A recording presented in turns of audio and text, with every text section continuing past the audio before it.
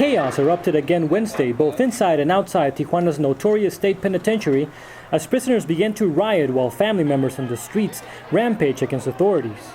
At least 14 people were wounded as federal officers brought order to Baja California's most overcrowded prison with more than 8,000 inmates.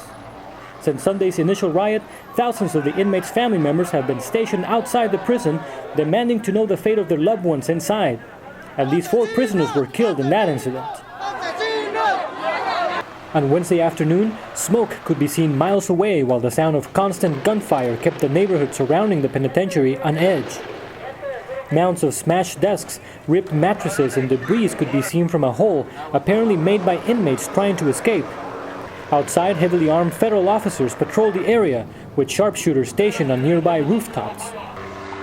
The riot began after more than a dozen women climbed on top of the prison's building number 7 and began to break lights and scream to a throng of people on the sidewalk outside.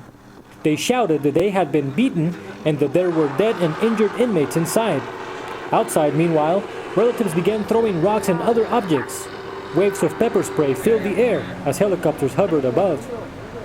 The situation appeared to calm down after a few hours, but the atmosphere amongst the crowds was still very tense, and many family members were still wondering how their loved ones were doing inside La Penny. This mother says she was beaten by police with a handgun. She doesn't know if her son is alive. Lo que todos queremos es saber de nuestra familia nada más. No pedimos la libertad porque es algo ilógico. Queremos saber cómo están. She has a reason to worry. The Baja California Human Rights Commission toured the prison on Monday and Tuesday and said it found 324 inmates with wounds, fractures, and other types of injuries. It also said inmates were being given spoiled food and still had no water.